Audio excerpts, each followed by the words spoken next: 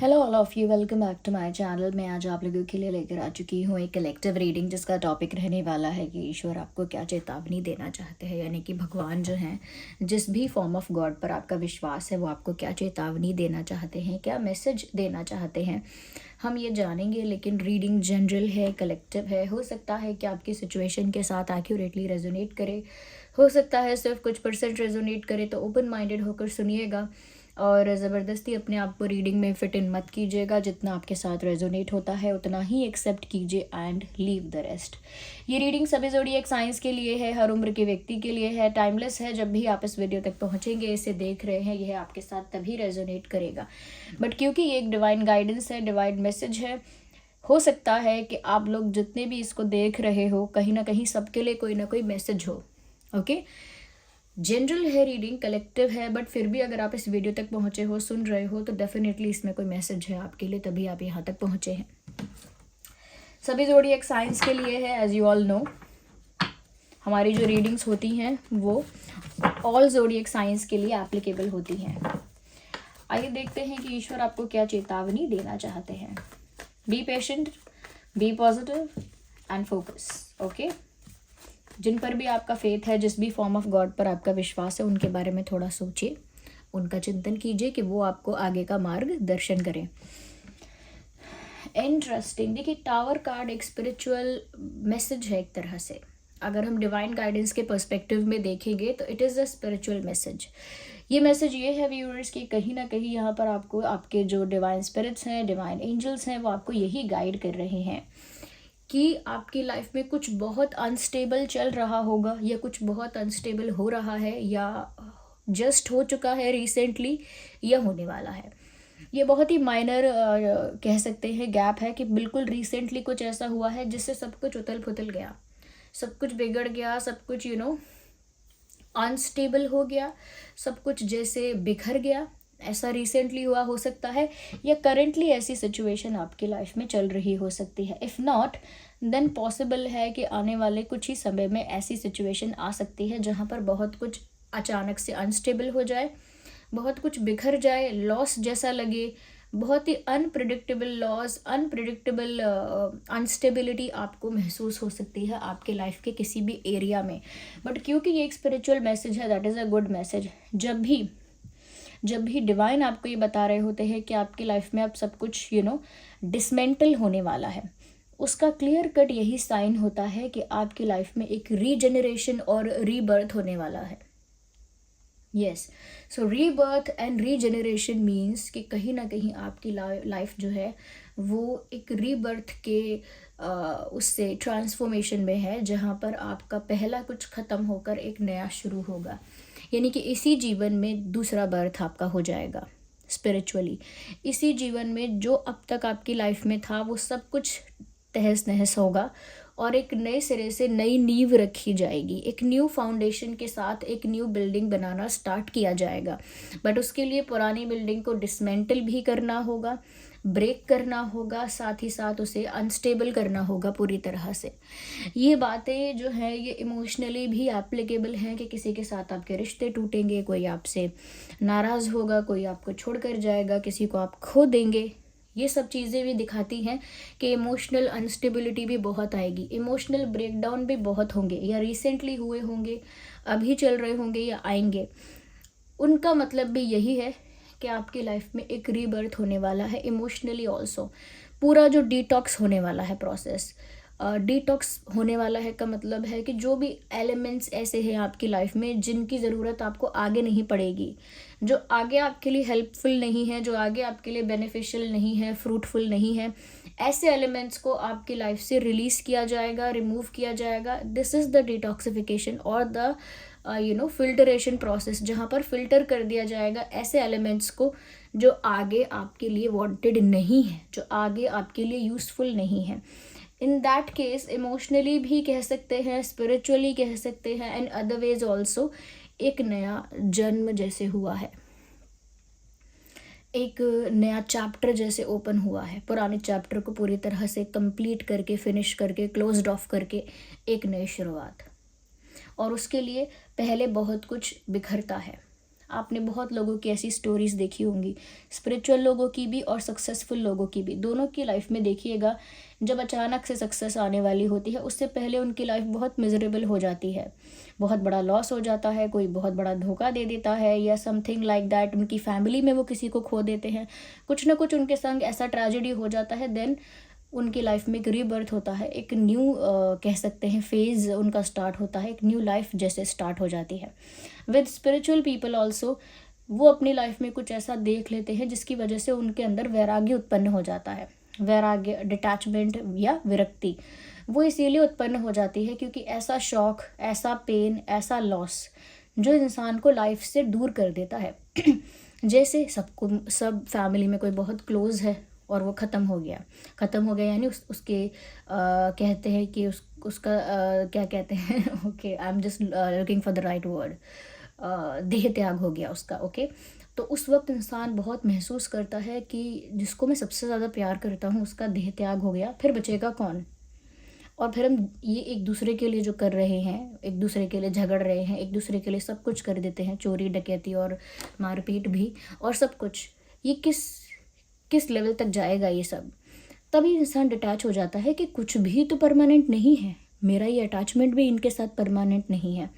और दूसरी चीज़ों में भी ऐसा होता है कि इंसान सोचता है मेरे पास बहुत सारा पैसा हो, लेकिन बहुत सारा पैसा होने के बाद भी लोगों को यहाँ वहाँ खुशी ढूंढते हुए देखा है।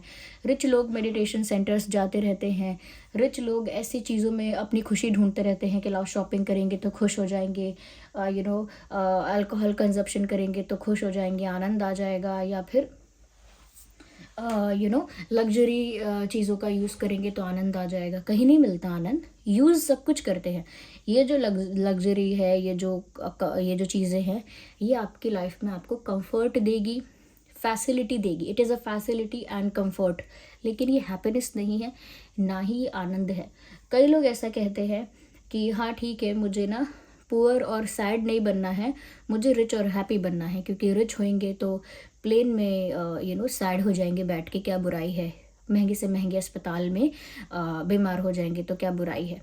देखिए, पहली बात तो ये, इफ़ यू अगर आप मेंटली ठीक नहीं हैं, एनर्जी वाइज ठीक नहीं है, तो आप कितनी भी रिच क्यों ना हो, you will not be enjoying your life, आप अपनी लाइफ को इन्जॉय नहीं कर रहे होंगे। तो जो लोग ऐसा सोचते हैं प्लेन में और अस्पताल में महंगे या अच्छी जगह शॉपिंग करके, वो सारी चीज़ें आपकी लाइफ में फैसिलिटीज़ हैं और कंफर्ट्स हैं। आप अच्छे कपड़े, अच्छी क्वालिटी के, अच्छे ब्रांड के कपड़े पहन सकते हैं, ये एक फैसिलिटी है जो आप अवेल कर रहे हैं। अच्छी जगह जा सकते हैं, वो भी एक फैसिलिटी है जो आप अवेल कर रहे हैं। अच्छा खा सकते हैं, एक्सेट्रा एक्सेट्रा, ये सारी फैसिलिटीज़ हैं।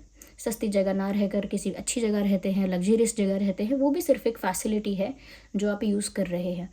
लेकिन ये फैसिलिटीज़ आपको कंफर्ट दे सकती हैं, फिजिकल कंफर्ट दे सकती हैं, लेकिन मेंटल पीस नहीं दे सकती। Okay, it is proved. Okay, don't debate me about that.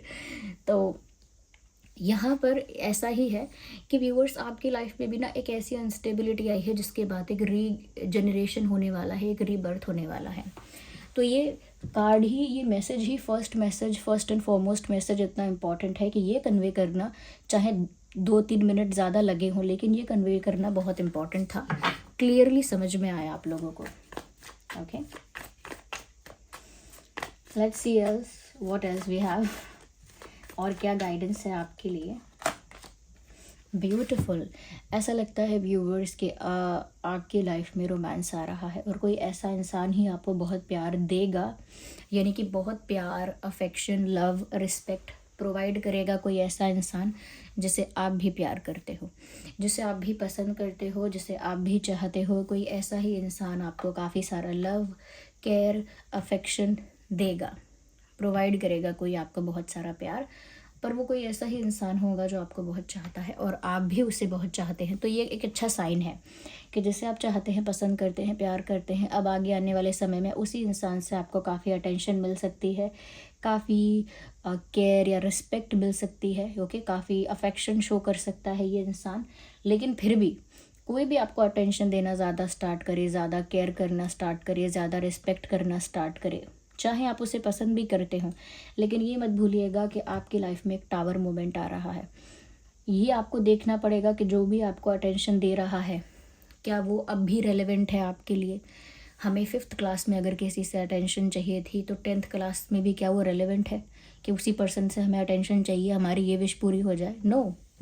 So you have to think before taking a decision और मेकिंग अ डिसीजन और बिफोर टेकिंग एनी एक्शन। कोई भी एक्शन लेने से पहले, कोई भी डिसीजन लेने से पहले आपको ये देखना सोचना होगा कि अभी जो चीज़ जॉयफुल लग रही है या कह सकते हैं कि मज़ा और मस्ती लग रही है, इन्जॉय कर पा रहे हैं जिस चीज़ को आज, जिस अटेंशन को हम आज इन्जॉय कर रहे हैं, क्या जब हमारी लाइफ चेंज हो रही होगी क्या वो अटेंशन तब भी रेलेवेंट रहेगी? ये आपको सोचना है और उसी के बेसिस पर डिसीजन लेना है। कई लोग इस चीज़ को एक्सेप्ट करेंगे और कई लोग इस चीज़ को रिजेक्ट करेंगे। आप ही में से वो कई लोग होंगे। बट डिसीजन अपने बेसिस पर लेना है कि ये जो भी इंसान है अब आपको जो अटेंशन, लव और रिस्पेक्ट दे रहा है, क्या अब ये रेलेवेंट है?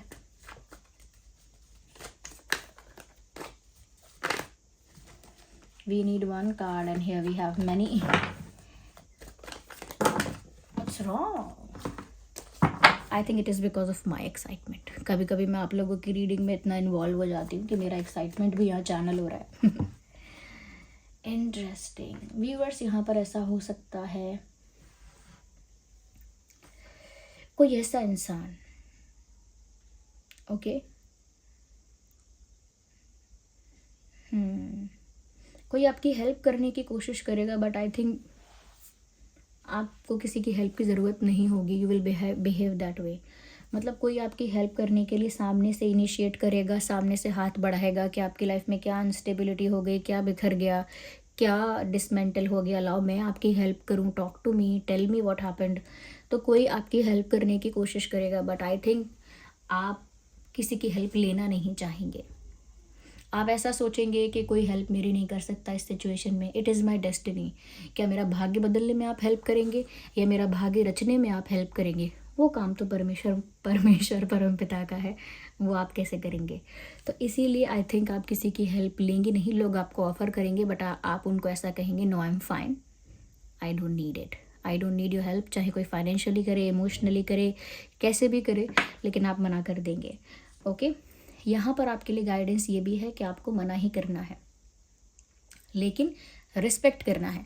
अगर किसी ने आपको एक हेल्पिंग हैंड ऑफ़र किया है मदद करने के लिए, सिर्फ कहा भी है, तो आप इतना कह सकते हैं कि आपने ये कहा, मुझे इसी से बहुत खुशी हुई लेकिन मुझे हेल्प नहीं चाहिए। ओके, क्योंकि इस सिचुएशन को आपको अकेले हैंडल करना होगा। Okay, it is for you only. इसमें आप कलेक्टिव सपोर्ट लेकर पार नहीं कर सकते, इसको आपको अकेले ही पार करना होगा। जैसे हम कहते हैं ना, जब हमारी मृत्यु होती है तो हमें किस योनि में जाना है, क्या करना है, क्या जन्म मिलेगा, कैसे हमारे कर्म रहे, उसमें हमारे माँ बाप कितने भी अच्छे थे, दोस्त कितने भी अच्छे थे, वो हेल्प करने नहीं आ पाते वहाँ पर। वो तो फिर सफ़र अकेले ही तय करना पड़ता है।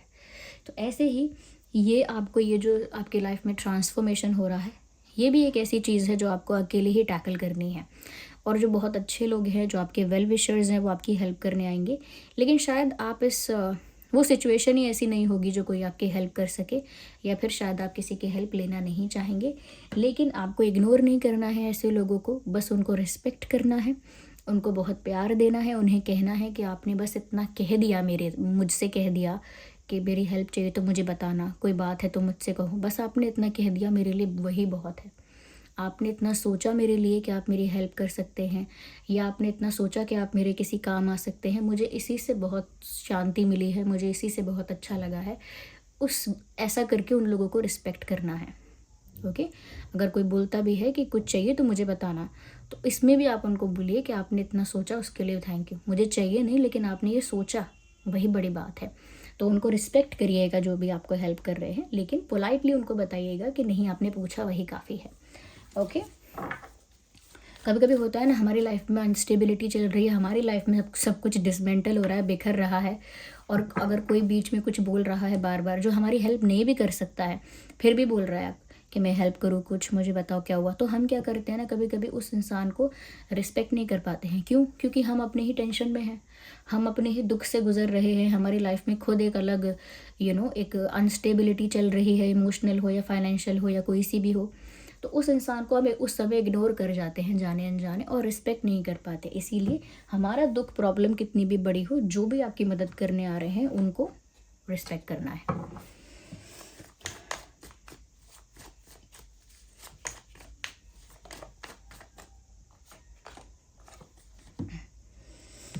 कहीं ना कहीं व्यूअर्स मुझे ऐसा लग रहा है कि थोड़ा सा शिफ्ट होना आपके लिए अच्छा रहेगा। लाइक अगर आप if you will move from one place to another, अगर आप एक जगह से दूसरी जगह जा सकते हैं, चाहे 3 दिन के लिए, 4 दिन के लिए या 7 दिन के लिए भी, तो आपके स्टेट ऑफ माइंड के लिए अच्छा रहेगा। आप कुछ नया सीखेंगे, आपकी एनर्जी थोड़ी सी मुझे लगता है फ्रेश हो जाएगी, रिफ्रेश हो जाएगी। कहीं ना कहीं माइंड भी आपका बहुत रिलैक्स हो जाएगा। I think you need a break. यहाँ पर ऐसा लगता है कि आपको एक ब्रेक की ज़रूरत है। आपकी जो ज़िंदगी चल रही है उससे आपको थोड़ा सा एक ब्रेक चाहिए। और जो भी टावर मोमेंट आपकी लाइफ में आने वाला है उसको भी आप तभी डाइजेस्ट कर पाएंगे, टैकल कर पाएंगे, संभाल पाएंगे जब आपका माइंड थोड़ा रिलैक्स होगा। माइंड रिलैक्स करने के लिए आप ऐसा कर सकते हैं कि 1-2 दिन के लिए कहीं जा सकते हैं, इफ़ यू कैन।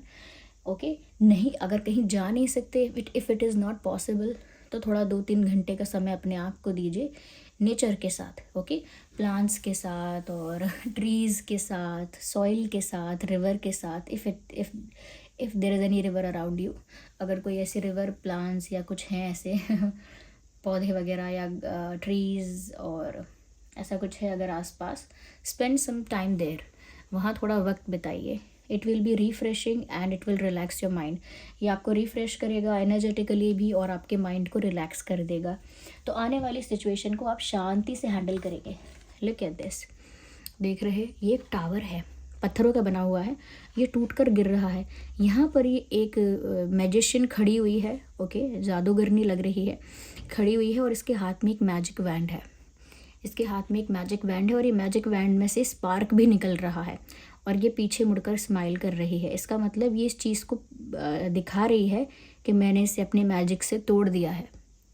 ये मेरी मैजिक वैंड से मैंने मैजिक किया और इसको तोड़ दिया है और वो इस बारे में स्माइल कर रही है। क्यों? क्योंकि ये अच्छे के लिए किया गया है। ये जो मैजिशियन यहाँ दिखाई गई है, ये मैजिशियन एक डिवाइन एंजल की तरह आप सोचिए कि ये एक डिवाइन एंजल है जिसने अपने मैजिक से आपके इस पुराने स्ट्रक्चर को तोड़ दिया है और वो खुश है। क्यों? क्योंकि आपका रीबर्थ होगा। Okay, so this was the reading. I hope it was helpful. आपको थोड़ा सा मेंटल ब्रेक चाहिए, यानी कि थोड़ा सा रिलैक्स करने की ज़रूरत है। जो आपको हेल्प कर रहे हैं, चाहे वो नहीं कर सकते हैं, उनको थैंक यू बोलने की ज़रूरत है। कोई इंसान आपको बहुत अटेंशन, प्यार और लव ऑफ़र कर सकता है जिससे पहले आप काफ़ी पसंद कर रहे थे, पहले से पसंद कर रहे थे। अब वो आपके ऊपर, आपको क्या करना है उसका। और आपकी लाइफ में एक टावर मोमेंट आ रहा है, वही सबसे क्रूशल मैसेज है। Okay, so this was the reading. I hope it was helpful. आप कमेंट करके बताइए, वीडियो को लाइक कीजिए, शेयर करिए, सब्सक्राइब कीजिए, बेल आइकन को प्रेस कीजिए। ओके, रीडिंग को क्लेम कीजिए और डिवाइन को, यूनिवर्स को इस रीडिंग के लिए थैंक यू कहिए, इस गाइडेंस के लिए थैंक यू कहिए। चलिए फिर मिलते हैं अगली रीडिंग में, तब तक के लिए bye bye family, love you all.